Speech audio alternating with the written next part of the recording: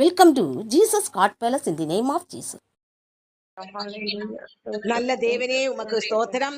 இப்போதும் நாங்கள் ஒருமித்து உம்மை துதித்தும் உம் வார்த்தைகளை கேட்பதற்கும் நீர் ஏற்படுத்தின இந்த நேரத்திற்காக உமக்கு ஸ்தோத்திரம் செலுத்துகிறோம். எந்த தடைகளும் ஒருவருக்கும் வராதவாறு நீர் பார்த்துக் கொள்வீராக. தொடக்கம் முதல் முடிவு வரை நீர் ஒவ்வொரு பகுதியிலும் அசைவாட வேண்டும் என்று ஜெபிக்கிறோம். ஒவ்வொருவருக்கும் ஆண்டவரே ஆசீர்வாதமாக இருப்பதாக மகிமைப்படுத்தும் ஆண்டவரே இயேசுவின் நாமத்தால் ஜெபிக்கிறோம் நல்ல பிதாவே, ஆமென்.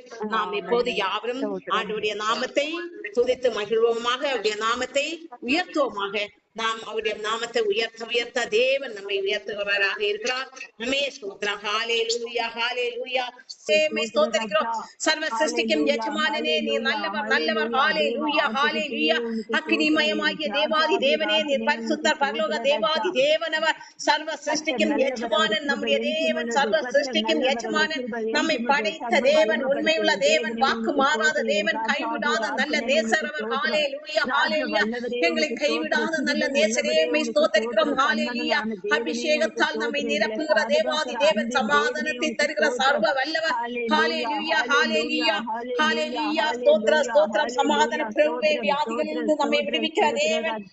ஹல்லேலூயா, ஹல்லேலூயா. அக்னியாய் நம் வாழ்க்கையில் வெளிப்படுகிற தேவன் அவர். ஹல்லேலூயா. அக்னியாகிய தேவனே, யாரும் புகா ஒளிக்குள் வாசம் பண்ணுகிற சர்வ வல்லவர் அவர். ஹல்லேலூயா, ஹல்லேலூயா. எங்கள் சர்வ வல்ல தேவனே மே ஸ்தோத்திரிக்கிறோம். பரிசுத்தர், பரிசுத்த சேனைகளின் கர்த்தர் அவர். எங்கள் சேனைகளின் கர்த்தாவே மே ஸ்தோத்திரிக்கிறோம். யெகோவா தேவனே மே ஸ்தோத்திரிக்கிறோம். யெகோவா ஈரே. ஹல்லேலூயா, ஹல்லேலூயா, ஹல்லேலூயா. அதிசயங்களை காணப்படுகிற சர்வ வல்லவரே, எங்கள் சர்வ சிருஷ்டிக்கும் எஜமானனே நீர் நல்லவர், நல்லவர். ஹல்லேலூயா, ஹல்லேலூயா, ஹல்லேலூயா. அக்கினி மயமாய் நம் வாழ்க்கையில் வெளிப்படுகிற விடுதலை நாயகன் அவர். ஹல்லேலூயா. எங்கள் விடுதலை நாயகனே மே ஸ்தோத்திரிக்கிறோம். பரிசுத்தர், பரிசுத்தர். சேனைகளின் கர்த்தாவே நீர் பரிசுத்தர், பரிசுத்தர். ஹல்லேலூயா, ஹல்லேலூயா. போற்றுதலுக்குரிய தேவன் அவர், ஆராதனைக்குரிய தேவன், சர்வ லோகாதிபதியே மே ஸ்தோத்திரிக்கிறோம். சர்வ சிருஷ்டிக்கும் எஜமானனே ஹல்லேலூயா. எங்கள் மீது அன்பு வைத்து எங்களை ஏற்றுக்கொண்ட தேவனே, எங்களை மீட்டுக் கொண்ட தேவனே. ஹல்லேலூயா, ஹல்லேலூயா, ஹல்லேலூயா. நன்மைகளின் நாயகன் அவர், நமக்கு நன்மைகளை செய்கிற தேவாதி தேவன் அவர். ஹல்லேலூயா, ஹல்லேலூயா. எல்லாராலும் கைவிடப்பட்டாலும் அவர் நம்மை விட்டு விலகுவதும் இல்லை. நம்மை விட்டு விலகாத நல்ல நேசராய் இருக்கிற தேவாதி தேவனை ஸ்தோத்திரிப்போம். ஹல்லேலூயா. அவர் நல்ல நேசர் அவர். ஹல்லேலூயா. அவருடைய அன்பிற்காக, அவருடைய இரக்கங்களுக்காக ஸ்தோத்திரிப்போம். இரக்கத்தால் மீட்டுக் கொண்டாரே, அவருடைய கிருபையால் நம்மை மீட்டுக் கொண்டாரே. ஹல்லேலூயா, ஹல்லேலூயா. அவருடைய இரக்கங்களால் நம்மை சேர்த்துக் கொண்டாரே, அணைத்துக் கொண்டாரே. ஸ்தோத்திரம், ஸ்தோத்திரம் ஆண்டவரே. ஹல்லேலூயா, ஹல்லேலூயா. சர்வ வல்ல மீட்பரே உம்மை ஸ்தோத்திரிக்கிறோம். சர்வ சிருஷ்டிக்கும் எஜமானனே உம்மை ஸ்தோத்திரிக்கிறோம். ஹல்லேலூயா. எங்கள் அக்னியாய் எங்கள் வாழ்க்கையில் வெளிப்பட்டவரே. ஹல்லேலூயா. எங்கள் குடும்பங்களில் விடுதலை தருகிற தேவாதி தேவனே, எங்கள் வாழ்க்கையிலும் எங்கள் குடும்பங்களிலும் விடுதலை தருகிற தேவாதி தேவனே நீர் நல்லவர், நல்லவர். நன்மைகளின் நாயகனே. ஹல்லேலூயா, ஹல்லேலூயா. ராஜாதி ராஜா அவர், கர்த்தாதி கர்த்தர், ராஜாதி ராஜா, கர்த்தாதி கர்த்தர் என்கிற நாமத்தை உடைய தேவாதி தேவனே உம்மை ஸ்தோத்திரிக்கிறோம். Hallelujah. El Shaddai, El Roi. Hallelujah, hallelujah. எபனேசரே, நல்ல எபனேசராய் எங்கள் வாழ்க்கையில் இருக்கிறவரே உம்மை ஸ்தோத்திரிக்கிறோம். அவர் நல்ல எபனேசராய் நம் வாழ்க்கையில் இருக்கிறாரே. இம்மட்டுமாய் நடத்திய தேவன், இனிமேலும் நம்மை நடத்தி செல்கிற தேவாதி தேவன், நம்மை கரம் பிடித்த கல்வாரி நாயகன் அவர். ஹல்லேலூயா. எங்கள் கல்வாரி நாயகனே, எங்களுக்காக ரத்தம் சிந்தி எங்களை மீட்ட தேவாதி தேவனே உம்மை ஸ்தோத்திரிக்கிறோம். நீர் பரிசுத்தர், பரிசுத்தர், பரலோக வல்லவர், சர்வ வல்லவரே நீர் பரிசுத்தர், பரிசுத்தர். எங்களை மீட்கும் பொருளாக உமது ரத்தத்தை சிந்திய தேவாதி தேவனே உம்மை ஸ்தோத்திரிக்கிறோம். ஹல்லேலூயா, ஹல்லேலூயா. ஸ்தோத்திர, ஸ்தோத்திரம் ஆண்டவரே. துதிகளின் மத்தியில் வாசமாய் இருக்கிறவரே, எங்கள் துதிகளில் இப்போது வாசமாய் இருக்கிற தேவாதி தேவனே, எங்கள் மத்தியில் அசைவாடி கொண்டிருக்கிற பரிசுத்தரே உம்மை ஸ்தோத்திரிக்கிறோம். எங்களை பரிசுத்தமாய் மாற்றுகிறவரே. ஹல்லேலூயா, ஹல்லேலூயா. ஆண்டவரே, உலகான சேற்றிலிருந்து எங்களை தூக்கி எடுத்தவரே, எங்கள் நாட்டம் எல்லாம் எங்களின் வாழ்க்கையிலிருந்து நீக்கி போட்டவரே உம்மை ஸ்தோத்திரிக்கிறோம். அவர் நல்லவர், நல்லவர். ஹல்லேலூயா, ஹல்லேலூயா, ஹல்லேலூயா. இரக்கத்தின் தேவன் அவர். இரக்கங்களால் நம்மை மீட்டுக் கொண்டாரே.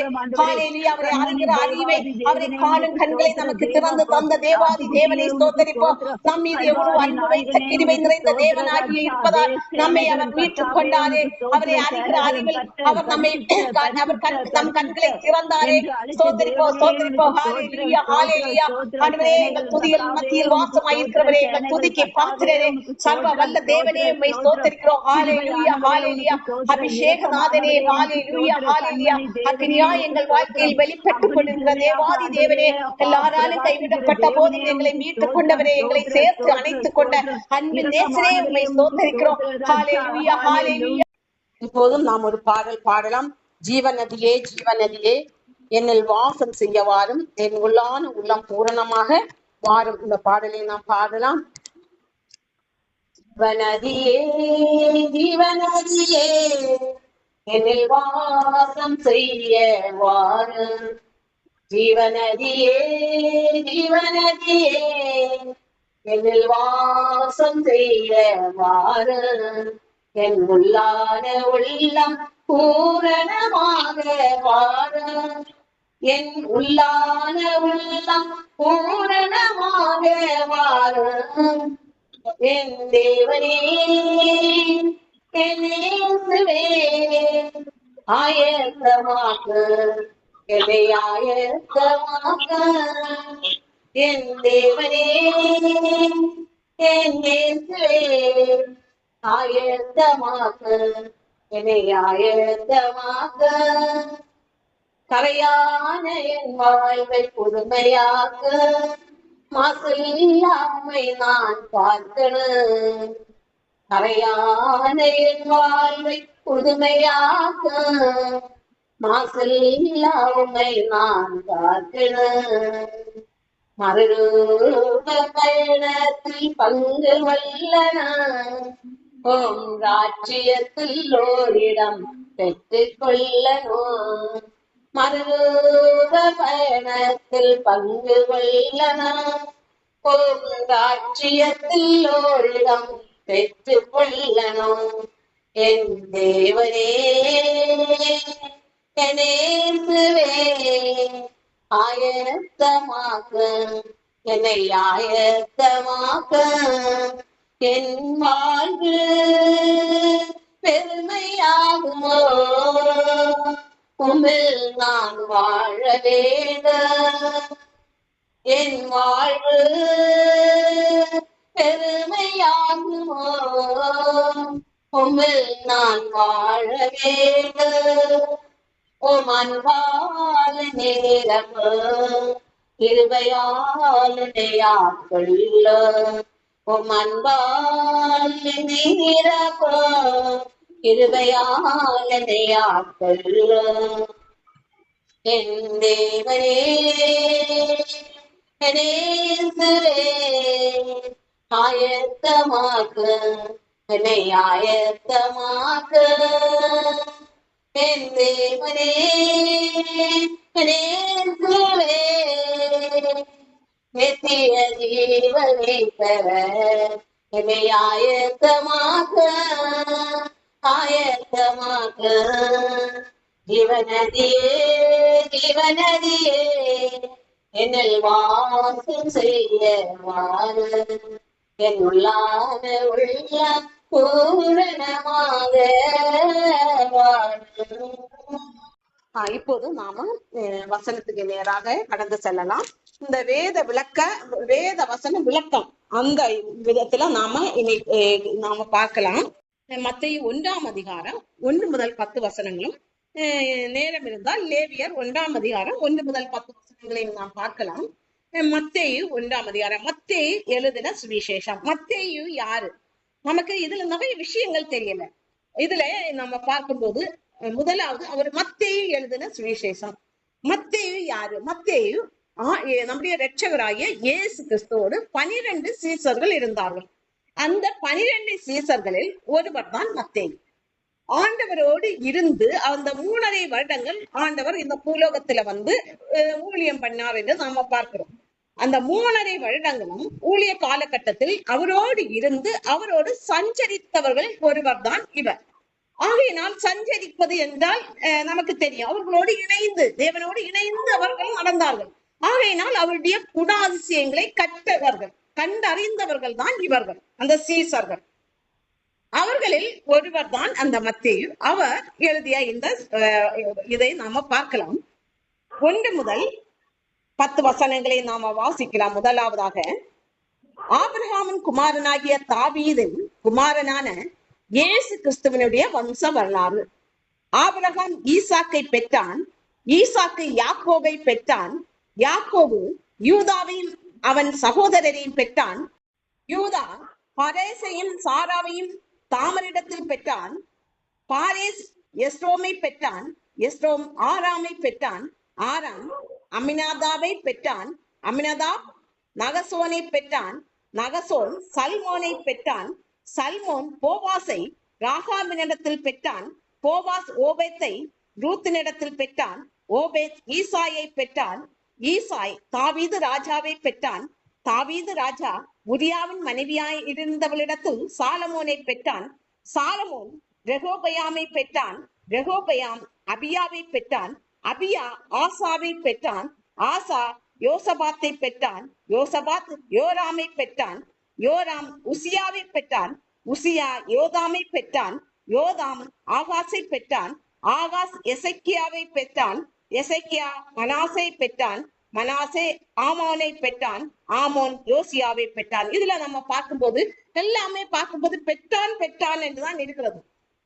அதாவது இங்க அந்த நம்ம இதை வாசிக்கும் போது நமக்கு ஒரு மாதிரி இருக்கலாம், ஒரு இன்ட்ரெஸ்ட் இல்லாம இருக்கிறது போல இருக்கு. என்ன எல்லாம் பெற்றான் பெற்றான் என்று இருக்கிறது என்று அதுல அர்த்தங்கள் இருக்கிறது. நம்ம இந்த வேத புஸ்தகத்துல எது எடுத்துக்கொண்டாலும் அது நமக்கு வாசிக்கும் போது ஒரு ஒரு விதமான ஒரு உடன்பாடு இல்லாமல் இருந்தாலும், ஒரு வாஞ்சியோடு நமக்கு வாசிப்பதற்கு தோன்றவில்லை என்றாலும் அது எல்லாமே ஒரு அர்த்தம் உள்ளதாகத்தான் இந்த வேத புஸ்தகத்தில் கொடுக்கப்பட்டிருக்கிறது. நாம முதலாவது ஆபிரகாமின் குமாரனாகிய தாவீதின் குமாரனான இயேசு கிறிஸ்துவனுடைய வம்ச வரலாறு. அப்ப அந்த ஒரு லைனை நாம பார்க்கும்போது ஆபிரகாமின் குமாரன் ஆகிய தாவீது. அப்ப ஆபிரகாமின் குமாரன் ஈசாக் என்று நாம வேதத்துல இதற்கு முன்பாக ஆதியாகமம் 12ஆம் அதிகாரங்கள்ல எல்லாம் நாம பார்க்கிறோம். அப்ப இங்க ஆபிரகாமின் குமாரனாகிய தாவீதுன்னு சொல்லப்பட்டிருக்கிறது. அடுத்ததாக தாவீதின் குமாரனாகிய இயேசு கிறிஸ்து. அப்ப நம்முடைய தேவன் தாவீதின் குமாரனா? இது பலருக்கு ஏற்படுகிற ஒரு சந்தேகம். அதாவது ஆபிரகாமின் குமாரனா தாவீது? ஆபிரகாமுக்கு பிறந்த மகன் ஈசாக் என்று பார்க்கிறோம். அப்படி இருக்கும்போது ஆபிரகாமின் மகன் எந்த விதத்தில், தாவீது எந்த விதத்தில் ஆபிரகாமுக்கு மகனானார்? அதே போல இயேசு கிறிஸ்து தாவீதுக்கு எந்த விதத்தில் மகனானார்? இது ஒரு சந்தேகமான கேள்வியாக இருக்கிறது. தாவீதின் குமாரனே என்று அந்த குருடர்கள் அழைத்தார்கள் என்று பார்க்கிறோம். ஆண்டவரை பார்த்து தாவீதின் குமாரனே எங்களுக்கு இறங்கும் என்று அவர்கள் அழைத்தார்கள் விடுதலைக்காக. அதை நாம வேதத்தில் பார்க்கிறோம். இது எப்படியானில் ஆபிரகாமை குறித்து நாம பார்க்கும்போது உடன்படிக்கை பண்ணப்பட்ட ஒரு சந்ததி, ஆபிரகாமின் சந்ததி என்று சொல்லப்படுகிறது. ஆபிரகாம் பிறப்பதற்கு முன்பாகவே ஆதாமையும் ஏவாளையும் தேவன் படைக்கிறார். அதற்கு பிற்பாடு அவர்களுடைய சந்ததிகள் வருகிறார்கள் பூலோகத்தில். அது நான் ஒரு மேலோட்டமாக சொல்கிறேன். பூலோகத்தில் இது அவர்கள் சந்ததிகள் பெருகின போது பாவம் நிறைந்தது என்று நாம பார்த்திருக்கிறோம். நோவா காலத்தில் அந்த பாவத்தின் மீதியினால் தேவன் நோவா காலத்தில் அந்த சந்ததிகளை எல்லாம் அந்த பூலோகத்தை அழித்தார் என்றும், நோவா ஒரு பேழையை பண்ணினார். அதில் அவர்களுடைய குடும்பம், நோவாவும் அவருடைய பிள்ளைகள் மகன்கள் 3 பேரும், அவர்களுடைய மனைவி, அதுபோல நோவாவின் மனைவி, இப்படியாக 8 பேர் அந்த பேழைக்குள் சென்றார்கள் என்றும், அவர்கள் மட்டும்தான் அவர்கள் உயிரோடு பிழைத்தார்கள் என்றும் நாம பார்த்திருக்கிறோம். அதற்கு பிற்பாடுதான் அந்த நோவா காலம், அந்த உலகம் அழிந்து போகிறது, அந்த பூலோகமே அழிந்து போகிறது ஜலத்தினால். அந்த ஜலத்தினால் அழிந்த பிற்பாடு ஆண்டவர் ஒரு சந்ததியை, உடன்படிக்கையின் சந்ததியை அங்கே உருவாக்குகிறார். அதுக்கு இருந்துதான் தொடங்குகிறது. அங்கே நாம பார்க்கும்போது நோவாவின் மகன்கள் இவர்கள் 3 பேரும் தான் அங்கே உயிரோடு, இவர்களுடைய பிள்ளைகள் நோவா மனைவி, இவர்கள் 8 பேர், அவர்கள் தான் உயிரோடு பிழைத்தார்கள் என்றும், தேவன் அவர்கள் மீது இரக்கம் கொண்டு அவர்கள் தேவனுடைய கட்டளைகளுக்கு, அவர்கள் தேவனுடைய வார்த்தையை விசுவாசித்து பேழையை உருவாக்கினார்கள். அவர்கள் அதிலே இருந்தார்கள். அழைத்து மற்றவர்களை கூப்பிட்டார்கள், வரவில்லை. ஆகையினால் இவர்கள் தப்பி பிழைத்தார்கள் ஜீவனோடு. இவர்கள் மூலம்தான் இனி அடுத்த ஜெனரேஷன், அடுத்த சந்ததிகள் உருவாகிறது. அப்படியாக நோவாவின் மகன்கள் 3 பேர் என்று நாம பார்த்தோம். நோவாவின் மகன்கள் சேம், காம், யாப்பேத். அப்ப இதுல இருந்து அடுத்த சந்ததி, இப்ப உலகமே அழிந்து போயாச்சு. அதுக்கப்புறம் அங்க இருந்து சந்ததி தொடங்குகிறது. அதுல சேம், காம், யாபேத்திலிருந்து அடுத்த அந்த சந்ததிகள் அங்கே பழுகி பெருகிறோம். அப்படியாக சேமின் சந்ததியிலிருந்து தான் யார் உருவாகிறார் என்றால் ஆபிரகாம் வருகிறார். சேமின் சந்ததியில் நிறைய வருகிறது. ஆபிரகாம் சேம் சந்ததியிலிருந்து 10வது தலைமுறையாக வருகிறார். சேம் சந்ததியில் சேமுக்கு மகனாக அர்பக் சாத்து, அடுத்து அவருக்கு மகனாக சாலா, ஏபேர், பேலாகு, இதெல்லாம் அவர்களுடைய ஒவ்வொரு தலைமுறைகள். அப்படியாக ஆபிரகாம் இருக்கார். ஆபிரகாமின் தகப்பனார் தேராகு. அவர்கிட்ட இருந்தாய் ஆபிரகாம் பிறக்கலாம். நமக்கு நமக்கு இன்னும் சந்ததி, நமக்கு தலைமுறைகள் இருக்கிறது. நம்ம தகப்பனார் அவர்களுக்கு முன்னாடி இருந்தவர் அவர்களுக்கு 5 பிள்ளைகள் இருந்தாலும் அவர்கள் ஒருவரைத்தான் தேவன் எடுத்து அவர்களுடைய சந்ததி அப்படியாக இங்கே குறிக்கப்பட்டிருக்கிறது. இப்ப எல்லாருடைய சந்ததிகளையும் இப்ப தேராவுக்கு பிறந்த எல்லா மகன்களையும் நாம எடுக்கும் போது அங்கே நமக்கு இங்கே சொல்ல முடியாது. ஆனால் தேராவுக்கு ஆபிரகாமை அவர் தேர்ந்தெடுத்து அதிலிருந்து அப்படியாக ஒவ்வொன்றாக கொண்டு செல்ற சந்ததிகளை தலைமுறைகளை அங்கே குறிப்பிடுகிறார். அப்படியாக சேமிலிருந்து யாரு நோவாவிலிருந்து தொடங்குறது. அடுத்த அந்த உலக ஜல அழிந்ததுக்கு பிற்பாடு நோவாவிலிருந்து சேம், அந்த சேமிலிருந்து தான் அடுத்த ஆபிரகாம் சந்ததிகள் அங்கே சொல்லப்படுகிறது. எத்தனாவது சந்ததி? அந்த தலைமுறை 10வது தலைமுறையாக ஆபிரகாம் சொல்லப்படுகிறார். இந்த ஆபிரகாமுக்கு தான் தேவன் என்ன பண்ணுகிறார்? உடன்படிக்கை பண்ணுகிறார். எப்படியா அவர் விக்கிரகங்கள் செய்து பிழைக்கிற ஒரு தொழிலை செய்து கொண்டிருந்தவர், அவருடைய குடும்பம். அப்படியாக அவரை தேவன் அழைக்கிறார். அவர்கள் ஊர் என்கிற கல்தேயர் பட்டணத்துலதான் வாசம் பண்ணி கொண்டிருக்கிறார் ஆபிரகாம். இப்ப யார் ஆபிரகாம்? யார் ஆபிரகாமை குறித்து உங்களுக்கு என்ன தெரியும் என்று கேட்டால் நாம இதைத்தான் சொல்ல வேண்டும். ஆபிரகாம் எந்த தலைமுறையில் வந்தார்? அவர் எந்த தலைமுறையில்? நோவாவின் தலைமுறையில். ஜலப்பிரளயத்துக்கு பிற்பாடு நோவாவின் மகனாகிய சேம் தலைமுறையில் இருந்தால் வந்திருக்கிறார் ஆபிரகாம். அதை நாம நன்றாக தெரிந்து கொள்ள வேண்டும். இந்த ஆபிரகாமுக்கு தான் தேவன் என்ன பண்ணுகிறார்? உடன்படிக்கை பண்ணுகிறார். எதற்காக உடன்படிக்கை பண்ணுகிறார் என்றால் அவர் வாக்குத்தத்தம் பண்ணப்பட்ட சந்ததியாக்கும் ஆபிரகாம். அவரை அழைக்கும் போது அவருக்கு குழந்தைகள் இல்லை. அவர் ஆபிரகாம் என்கிற பெயரில் தான் இருக்கிறார்.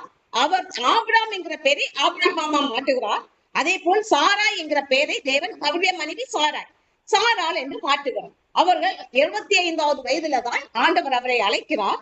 எங்கே? கானான் தேசத்துக்கு. நான் சொல்லும் தேசமாகிய கானான் தேசம். அந்த தேசத்தை உனக்கு சுதந்திரமாக கொடுப்பேன். இதுதான் வாக்குத்தத்தம் பண்ணப்பட்ட தேசம். அப்ப யாராவது வாக்குத்தத்தம் ஆபிரகாமுக்கு வாக்குத்தத்தம் பண்ணப்பட்ட தேசம் எது என்று கேட்டால் நாமும் நன்றாக தெரிந்து கொள்ள வேண்டும். அது எது? கானான் தேசம். அந்த தேசம் தான் இன்னைக்கு இஸ்ரவேல் ஜனங்களாக இருக்கிற தேசம். அந்த இஸ்ரவேல் தேசத்தில் நமக்கு இஸ்ரவேல் என்றாலே அது எல்லாருக்கும் ஒரு தெரிந்த ஒரு இடமாக இருக்கிறது. அப்ப அந்த தேசத்திலே தான் வாக்குத்தத்தம் பண்ணப்பட்ட தேசம். அதை தான் ஆபிரகாம் சந்ததிக்கு நான் தருவேன் என்று தேவன் வாக்குத்தத்தம் பண்ணினார். ஆபிரகாமுக்கு பிள்ளைகள் இல்லை. அப்ப பிள்ளைகள் இல்லாத ஒருவருக்கு எப்படி அந்த தேசம் வாக்குத்தத்தம் ஆகும் என்று அவர் யோசிக்கிறார். ஆனால் தேவன் அழைக்கும் போது பிள்ளைகள் இல்லை. அவர் வாக்குத்தத்தம் பண்ணுகிறார். 75வது வயதில் அவர் அழைத்து வாக்குத்தத்தம் பண்ணுகிறார். 100வது வயதில் அவருக்கு மகன் பிறக்கிறார், ஈசாக்கு. அந்த ஈசாக்கு அவருடைய ஆபிரகாமின் மகன் ஈசாக்கு முதிர் வயதில் பிறக்கிறார். சாராய்க்கும் 90 வயசு, முதல் வயது. அவர்களுக்கு குழந்தையே பிறக்காது என்கிற சூழ்நிலையில் இருந்தும் தேவன் வாக்கு பண்ணுகிறார். வாக்கு பண்ணி 25 வருடங்களுக்கு பிற்பாடு அவங்க மகன் பிறக்கிறான், ஈசாக்கு. ஈசாக்கிலிருந்து அந்த ஆபிரகாம் சந்ததி ஈசாக்கு. அப்படியாக தாவீது வருகிறது. அப்படியாகத்தான் தாவீதன் ஆபிரகாமின் குமாரனாகிய தாவீது. அப்ப அந்த ஆபிரகாமின் பரம்பரையில் வந்தவர் தான் தாவீது. அதனால்தான் தாவீது யாரு? ஆபிரகாமின் குமாரன் என்று சொல்லப்படுகிறார். அந்த பரம்பரையில் வந்ததனால குமாரன் ஆகிறார். அதே போல தாவீதின் குமாரனாகிய இயேசு. அப்ப இயேசு எந்த பரம்பரையில் வருகிறார் என்றால் தாவீதின் பரம்பரையில் வருகிறார். அதாவது போவாஸ், அந்த ரூத்து, அந்த பரம்பரையில ஓபேத்து, அப்படியாக அது நாம பிற்பாடு படிக்கலாம். அந்த பரம்பரையில் வந்ததனால்தான் தாவீதின் குமாரன் இயேசு என்று சொல்லப்படுகிறதே தவிர அவர் தாவீதின் குமாரன் அல்ல. நம்முடைய தேவன் பரலோக தேவன், நம்மை சிருஷ்டித்த தேவன். அவர் அந்த பரம்பரையில் அந்த தலைமுறையில் பிறந்ததனால்தான் தாவீதின் ஆபிரகாமின் தலைமுறையில் அந்த இதிலே அவர் தாவீது வருகிறார். அந்த சந்ததி வழியாக வந்த இதுல பிறந்தவர் தான் இயேசு. அதனால்தான் இங்கே அவருடைய சந்ததி என்று அவருடைய மகன் என்று சொல்லப்படுகிறது. தாவீதின் குமாரனே என்று அழைக்க காரணம் நமக்கு இப்போது நன்றாக தெரிந்திருக்கும். தாவீதின் குமாரனே என்று அழைக்க காரணம் அந்த தலைமுறையில் வந்ததனால்தான் தாவீதின் குமாரனே என்று அங்கே அழைக்கப்படுகிறது. அப்படியாக தாவீதின் குமாரனான இயேசு கிறிஸ்துவினுடைய வம்ச வரலாறு தான் இங்கே ஒவ்வொன்றாக சொல்லப்பட்டிருக்கிறது. அடுத்ததாக அவர்கள் இங்கே நம்ம 6வது வசனத்தை பார்க்கும் போது ஈசாய் தாவீது ராஜாவை பெற்றான். தாவீது ராஜா உரியாவின் மனைவியாகிய சாலமோனை மனைவியிடத்தில் சாலமோனை பெற்றார். அவர்களுக்கு நிறைய மனைவிகள் இருந்திருக்கலாம். ஆனால் யார் மூலம் பெற்றார்கள்? ஏதாவது ஒரு மனைவி மூலம். அதுதான் ஆண்டவர் ஆசீர்வதிக்கப்பட்ட அந்த சந்ததி தான் இங்கே கொடுக்கப்பட்டிருக்கிறது. அடுத்ததாக நாம எடுத்துக்கொள்ளலாம் லேவியராகமம் பழைய ஏற்பாடில் 125வது பக்கம் 1ஆம் அதிகாரம் 1 முதல் 9 வசனங்களை நாம வாசிக்கிறேன். கர்த்தர் ஆசரிப்பு கூடாரத்திலிருந்து மோசையை கூப்பிட்டு அவனை நோக்கி, நீ இஸ்ரவேல் புத்திரிடத்தில் சொல்ல வேண்டியது என்னவென்றால், உங்களில் ஒருவன் கர்த்தருக்கு பலி செலுத்த வந்தால் மாட்டு மந்தையிலாவது ஆட்டு மந்தையிலாவது ஒரு மிருகத்தை தெரிந்தெடுத்து பலி செலுத்த வேண்டும். அவன் செலுத்துவது மாட்டு மந்தையிலிருந்து எடுக்கப்பட்ட சர்வாங்க தகன படியானால் அவன் பழுதற்ற ஒரு காளையை செலுத்துவானாக. கர்த்தருடைய சன்னதியில் தான் அங்கீகரிக்கப்படும்படி அவன் அதை ஆசரிப்பு கூடார வாசலில் கொண்டு வந்து அது தன் பாவ நிவர்த்திக்கென்று அங்கீகரிக்கப்படும்படி தன் கையை அதன் தலையின் மேல் வைத்து கர்த்தருடைய சன்னதியில் அந்த காளையை கொல்ல கடவன். அப்பொழுது ஆரோனின் குமாரனாகிய ஆசாரியர்கள் அதன் இரத்தத்தை எடுத்து அதை ஆசரிப்பு கூடார வாசலில் இருக்கிற பலிபீடத்தின் மேல் சுற்றிலும் தெளிக்க கடவர்கள். பின்பு அவன் அந்த சர்வாங்க தகன பலியை தோலுரித்து அதை சந்தாக துண்டிக்க கடவன். அப்பொழுது ஆசாரியனாகிய ஆரோனின் குமாரர் பலிபீடத்தின் மேல் அக்கினியை போட்டு அக்கினியின் மேல் கட்டைகளை அடுக்கி அவன் குமாரராகிய ஆசாரியர்கள் துண்டங்களையும் தலையையும் கொழுப்பையும் பலிபீடத்தில் உள்ள அக்கினியில் இருக்கிற கட்டைகளின் மேல் அடுக்கி வைக்க கடவன். அதன் குடல்களையும் தொடைகளையும் அவன் தண்ணீரால் கழுவுவானாக. அவைகளை எல்லாம் ஆசாரியன் பலிபீடத்தின் மேல் சர்வாங்க தகன பலியாக தகனிக்க கடவன். இது கர்த்தருக்கு சுகந்த வாசனையான தகன பலி. அப்ப இங்க லேவியர் 1ஆம் அதிகாரம் 1ஆம் வசனத்தில் நாம் பார்க்கும் போது சுகந்த வாசனையான தகன பலியை குறித்து சொல்லப்பட்டிருக்கிறது. தேவனுக்கு சுகந்த பலியாக இருக்க வேண்டும். தேவன் எப்போது பலியை குறித்து பிரியப்படுவார்? நம்முடைய பலிகள் எப்படி இருந்தால் அவர் பிரியப்படுவார் என்றால் அவருக்கு சுகந்த வாசனையாக இருக்க வேண்டும். அததான் சொல்லப்பட்டிருக்கிறது. தேவனே எங்களுடைய பலியை நீர் நுகர்ந்து கொள்ளும் என்று அவர் அதில் ரசிக்க வேண்டும். பலி என்றால் அப்ப ஒரு பொருளை நம்ம ஒரு ஆளுக்கு கொடுக்கிறோம். அதே அவர்கள் ஒரு பாராட்டை கொடுக்கிறோம். ஒருவருக்கு ஒரு பாராட்டு கொடுக்கிறோம். அந்த பாராட்டு அவருக்கு உகந்தது என்று எப்படி நாம் அறிந்து கொள்கிறோம் என்றால் அவருடைய பூரிப்பை பார்த்து அறிந்து கொள்வோம். அந்த நம்ம பாராட்டும் போது அவர்களுடைய முகத்தில் ஒரு மலர்ச்சி ஏற்படும். அதுதான் அவர்கள் அந்த பாராட்டுதை ஏற்றுக்கொண்டார்கள் என்ற அர்த்தம். அவர்கள் முகம் சுண்டி இருந்தால், அதாவது ஒரு முகம் இருண்டது போல இருந்தால் அவர்கள் அந்த பாராட்டுதலை ஏற்றுக்கொள்ளவில்லை என்று அர்த்தம். அதே போலதான் தேவனுக்கு சுகந்த வாசனையான தகனப்படியாக இருக்க வேண்டுமா? அது எப்படியாக இருக்க வேண்டும்? அவரு அந்த பலியில ஒரு மனமகிழ்ச்சி ஏற்பட வேண்டும். அந்த பழுதற்ற ஒரு காளையை கொண்டு வந்து அவர்கள் பலி செலுத்த வேண்டுமாம். அந்த பலி எப்படியாக இருக்க வேண்டுமாம்? அது சுகந்த வாசனையாக இருக்க வேண்டும். அது சர்வாங்க தகன பலியாம். தேவனுக்கு அது சுகந்த வாசனையான தகன பலி என்று சொல்லப்பட்டிருக்கிறது. அப்ப நாம இந்த இதுல இருந்து நாம பார்க்கும்போது அது அங்கே காளைதான் பலியாக, ஒரு தகன பலிக்காக அங்க செலுத்தப்படுகிறது ஒரு காளையாக இருக்கிறது. ஆனால் நம்முடைய வாழ்க்கையில் அது எப்படிப்பட்டதாக இருக்கிறது? அந்த துதி, தேவனை துதிக்க அவர் சுகந்த வாசனையாக அதை நுகர்ந்து கொள்வார் என்று சொல்லப்பட்டிருக்கிறது. அவருடைய உள்ளமெல்லாம் பூரிப்படையும் போது அவர் என்ன செய்கிறார்? நமக்காக இறங்கி வருகிறவராக இருக்கிறார். அந்த நேரத்தில் நாம் கேட்கிறவற்றை நமக்கு செய்கிறவராக இருக்கிறார். நம் மீது நோக்கம் கொள்கிறவராக இருக்கிறார். நமக்கு ஆலோசனைகளை தந்து நடத்துகிறவராக இருக்கிறார். ஆகையினால் நம்முடைய வாழ்க்கையில் அந்த சுகந்த தகன பலியாக நம்ம துதிகள் இருக்க வேண்டும். தேவனுக்கு சந்தோஷத்தை கொடுக்கிறதாக இருக்க வேண்டும். தேவனுக்கு அந்த பலி எப்படியாக இருக்க வேண்டும்? மகிழ்ச்சியை தருகிறதாக இருக்க வேண்டும். அந்த மகிழ்ச்சியை தருகிற ஸ்தோத்திர பலியை நம்ம முழு உள்ளத்தோடு தான் ஏறெடுக்க வேண்டும். இது நாம பல தடவை பார்க்கிறோம். தேவனுக்கு நாம் ஸ்தோத்திரங்களை எப்படியாக செலுத்த வேண்டும்? முழு உள்ளத்தோடு. இந்த நேரத்தில் நாம சிந்தைகள் சிதறக்கூடாது. இந்த கொஞ்ச நேரம் நாம தேவனுக்கு இப்போது கொடுக்கிற இந்த நேரம் நமக்கு எல்லா பிரச்சனைகள் இருக்கலாம். ஆனால் நம்ம சிந்தைகள் சிதறாத வேறு. நான் இப்போது தேவனை தொழுது கொள்கிற நேரம், அவரை நாம் சந்தோஷப்படுத்துகிற நேரம், தேவனை பிரியப்படுத்துகிற நேரம், அவருக்கு சுகந்த வாசனையான தகன பலியை நான் செலுத்துகிற நேரம். இந்த நேரம் நாம் எப்படியாக இருக்க வேண்டும்?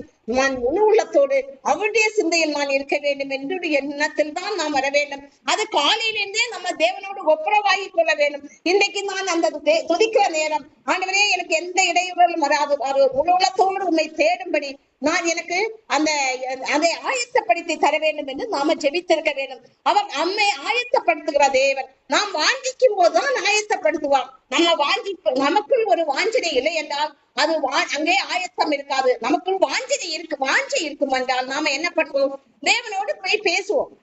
யார் ஒருவிடத்தில் தேவனை குறித்து ஒரு வாஞ்சி, இன்னைக்கு இந்த பிரேயரில் நான் சரியாக இருக்க வேண்டும், இந்த பிரேயரில் நான் கலந்து நான் அவருடைய மகிமையை ஆசீர்வாதத்தை பெற்றுக்கொள்ள வேண்டும், நான் ஒரு விடுதலையை பெற்றுக்கொள்ள வேண்டும் என்று நாம காலையிலே ஒரு வாஞ்சை நமக்கு இருக்குமானால் நாம தேவனோடு உறவாடி கொண்டிருப்போம். அந்த வாஞ்சை இல்லை என்றால் நம்ம என்ன பண்ணுவோம்? பிரச்சனையை பார்த்து கொண்டிருப்போம். ஆகையினால் நாம் பிரச்சனையை பார்க்கிறவர்களாக இருக்கக்கூடாது, தேவனை வாஞ்சிக்கிறவர்களாக இருக்க வேண்டும். தேவனோடு வாஞ்சனை இருந்தாதான் நான் காலையிலே சொல்லிடுவோம், ஆண்டவரே இன்னைக்கு நான் இந்த இதில் நான் ஒரு மகிழ்ச்சியோடு, நாம் ஒரு வாஞ்சியோடு நான் இந்த பிரேயரை பங்கு கொள்ள வேண்டும். ஒரு திருமண காரியத்துக்கு செல்கிறோம், அங்கே நமக்கு ஒரு விருப்பப்பட்டவங்களுடைய திருமணமாக இருக்கலாம். நாம் அதற்காக என்ன பண்ணுவோம்? ஒரு மாதத்தை முன்னே நம்மை ஆயத்தப்படுத்துவோம். என்ன பண்ணலாம், எந்த சாரி கட்டுகிறது, என்னெல்லாம் போடுகிறது, நகைகள் இருந்தால் எந்த நகை நமக்கு நாளைக்கு போடுகிறது, இப்படியாக நாம ஒரு வாஞ்சிப்படுகிறோம். எப்படி நம்ம ட்ரெஸ் பண்றது, மற்றவங்க பார்வைக்கு எப்படிப்பட்ட ஒரு அலங்காரத்தோட நாம செல்ல வேண்டும், இப்படி எல்லாம் நாம என்ன பண்ணுகிறோம்? அதை நாம நினைத்து அதன்படியாக செயல்படுத்துகிறோம். அதே போலதான் தேவனுடைய காரியத்திலும் நாம் எந்த அளவுக்கு வாஞ்சியாக இருக்கிறோமோ அதன்படியாக நாம் செயல்படுத்த முடியும். ஆகையினால் நாம் வாஞ்சியோடு ஜெபத்தில் கலந்து கொண்டு அவருடைய மகிமையை பெற்றுக் கொள்ள வேண்டும். போதும் நாம் தன்னைத்தானே சோதிக்கறித ஜபத்துக்கு நேராக நாம கடந்து செல்லலாம்.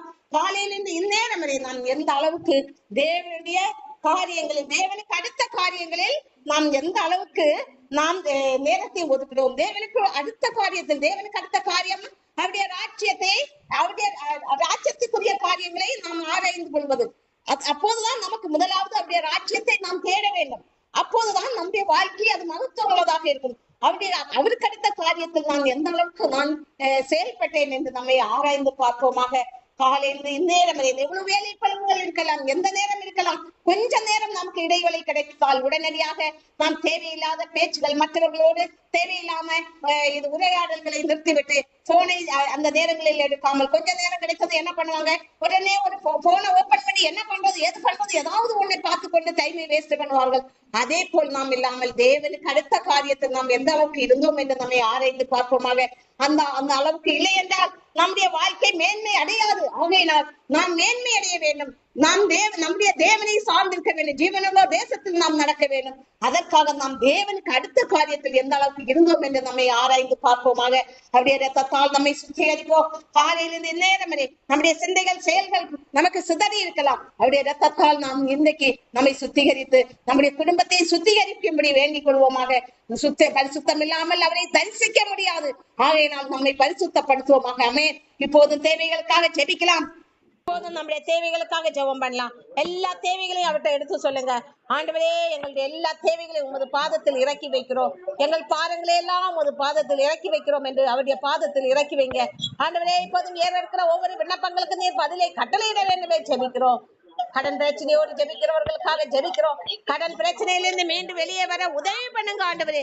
அதற்கான வழி வாசல்களை திறந்து தாரும் ஆண்டவரே. படிக்கிற பிள்ளைகளுடைய படிப்பை ஆசீர்வதிங்க. அதற்கான பொருளாதார தேவைகளை பூர்த்தி பண்ண வேண்டும் ஜெபிக்கிறோம். சிறு பிள்ளைகளை உமது கருத்தில் கொடுக்கிறோம். ஸ்திரீகளை கொடுக்கிறோம், புருஷர்களை கொடுக்கிறோம், வாலிப பிள்ளைகளை கொடுக்கிறோம். யாவரையும் நீர் பாதுகாத்துக் கொள்ள வேண்டும் ஜெபிக்கிறோம். ஆண்டவரே, உமது மகிமை கரம் ஒவ்வொருவரையும் மூடி மறைப்பதாக. எல்லா தீங்கும் பொல்லாப்புகளுக்கும் விலக்கி பாதுகாக்க வேண்டும் ஜெபிக்கிறோம் ஆண்டவரே. வாலிப பிள்ளைகளை மாய உலகில் இருந்து நீர் பாதுகாத்துக் கொள்வீராக. திருமணத்துக்காக ஜெபிக்கிறவர்களுக்காக ஜெபிக்கிறோம். அவர்களுக்கு ஏற்ற வரன்களை நீர் ஆயத்தப்படுத்த வேண்டுமே ஜெபிக்கிறோம். ஒவ்வொருவரையும் ஆண்டவரே மூடி மறைத்துக் கொள்ளும் ஆண்டவரே. ஆண்டவரே, ஸ்தோத்திரம் ஆண்டவரே. குடிப்பழக்கத்துக்கு அடிமையா இருக்கிறவர்களை நீர் மீட்டுக் கொள்வீராக. அவர்கள் ரட்சிப்பின் வஸ்திரம் தரிக்க உதவி பண்ண வேண்டுமே ஜெபிக்கிறோம். தொலை தூரங்களில் இருக்கிறவர்களை உமது கரத்தில் கொடுக்கிறோம். அவர்களை பாதுகாத்துக் கொள்ளுங்க. அவர்கள் தேவைகளை பூர்த்தி பண்ணுவீராக. அமே ஸ்தோத்திரம் ஆண்டவரே. எல்லா பலவீனங்களையும் நீக்கி போடும். சரீர பலவீனங்களை நீக்கி போடும். எந்தெந்த இடங்களில் பலவீனப்பட்டிருக்கிறதோ உமது வல்லமை பாய்ந்து செல்லட்டும் ஆண்டவரே. இயேசுவே, உமது நாம மகிமை அடையட்டும் எங்கள் குடும்பங்களில். ஆண்டவரே, ஜெபாவியால் குடும்பங்களை நிரப்பும். உமது அன்பின் அபிஷேகத்தால் நிரப்பும் ஆண்டவரே. ஸ்தோத்திரம் ஆண்டவரே. ஹalleluya, ஹalleluya. எல்லாவற்றையும் ஆண்டவரே உமது கரத்தில் கொடுக்கிறோம். எல்லாத்துக்கும் பதிலை தாரு, மகிமைப்படுத்தும் எங்கள் வாழ்க்கையே. இரவும் பகலும் உமது பிரசன்னம், கிருபை, சமாதானம் எங்கள் யாவரோடு இருக்கட்டும். இயேசுவின் நாமத்தால் ஜெபிக்கிறோம் ஜீவன்ல நல்ல பிதாவே, ஆமென். என் ஆத்துமாவே கர்த்தரை ஸ்தோத்திரி. அத சொல்வதற்கு முற்பாடு நாம இங்க நமக்கு ஆண்டவர் கற்று தந்த ஜெபத்தை நீங்க நாளைக்கு முதல் நாம சொல்லணும். இன்னைக்கு அது யாருக்கும் தெரியல, மறந்து போயிருப்பீங்க. அதனால நாளைக்கு முதல் தெரியாதவங்க நீங்க படித்துக் கொள்ளுங்க. மத்தேயு 6ஆம் அதிகாரத்துல 9ஆம் வசனத்திலிருந்து சொல்லப்பட்டிருக்கிறது. அதாவது 8வது வசனத்துல, அவர்களைப் போல நீங்கள் செய்யாதிருங்கள், உங்கள் பிதாவை நோக்கி நீங்கள் வேண்டிக் கொள்வதற்கு முன்னமே உங்களுக்கு இன்னதென்று தேவன் அறிந்திருக்கிறார். நீங்கள் ஜெபம் பண்ணிய வேண்டிய விதமாவது அந்த ஜெபத்தை நாம சொல்லி பழகணும். இது அநேகருக்கு தெரியாது. ஆகையினால நாளைக்கு முதல் இந்த ஜெபத்தை நாம சொல்லணும். என்ன ஜெபம்னு நான் இன்னைக்கு வாசிக்கிறேன். மத்தேயு 6ஆம் அதிகாரம் 10ஆம் வசனம் 9ஆம் வசனம். பரமண்டலங்களில் இருக்கிற எங்கள் பிதாவே, உம்முடைய நாமம் பரிசுத்தப்படுவதாக, உம்முடைய ராஜ்யம் வருவதாக, உம்முடைய சித்தம் பரமண்டலத்திலே செய்யப்படுகிறது போல பூமியிலேயும் செய்யப்படுவதாக. எங்களுக்கு வேண்டிய ஆகாரத்தை இன்று எங்களுக்கு தாரும். எங்கள் கடனாளிகளுக்கு நாங்கள் மன்னிக்கிறது போல எங்கள் கடன்களை எங்களுக்கு மன்னியும். எங்களை சோதனைக்கு பண்ணாமல் தீமையிலிருந்து எங்களை ரட்சித்துக் கொள்ளும். ராட்சியமும் வல்லமையும் மகிமையும் என்றைக்கும் உம்முடையங்களே, ஆமே. இது நம்முடைய தேவனாகிய கர்த்தர் நமக்கு கற்று தந்த ஜெபம். இந்த ஜெபத்தை நீங்கள் சொல்லுங்கள் என்று அவர் சீசர்களுக்கு சொல்கிறார். எப்படியாக நாங்கள் ஜெபிக்க வேண்டும் என்று கேட்டபோது, ஆகையினால இந்த ஜெபத்தை நாம என்னாத்துமாவே அது சொல்வதற்கு முன்பாக இந்த ஜெபத்தை நாளையிலிருந்து நாம சொல்லலாம். நீங்க தெரிந்திருந்தால் தினமும் காலையில நீங்க எழுப்பினதும் ஜெபம் முடிச்சுட்டு இந்த ஜெபத்தை சொல்லணும். அப்ப உங்களுக்கு அது ஒரு ஆசீர்வாதமாக இருக்குங்க. எப்படி எனில் அங்கே வருகிறது, எங்கள் கடனாளிகளுக்கு நாங்கள் மன்னிக்கிறது போல எங்கள் கடன்களை மன்னியும், எங்களை சோதனைக்கு உட்பட பண்ணாமல் தீமையிலிருந்து எங்களை ரட்சித்துக் கொள்ளும். அப்ப ஒவ்வொரு நாளும் நமக்கு சோதனையிலிருந்து அவர் நம்மை தப்பி பிழைக்க பண்ணணும். அதே போல எங்களுக்கு தேவையான போஷிப்பை அன்றைக்குள்ள போஷிப்பை அன்றைக்கு தாரு. இப்படியாக இருக்கிறது. இதை நாளைக்கு முதல்ல நாம சொல்லலாம், முடிக்கலாம். என் ஆத்மாவே கர்த்தரை ஸ்தோத்திரி, என் முழு உள்ளமே அவர் பரிசுத்த நாமத்தை ஸ்தோத்திரி. என் ஆத்மாவே கர்த்தரை ஸ்தோத்திரி, கர்த்தர் செய்த சகல உபகாரங்களையும் மறவாதே. ஆமேன். God bless you.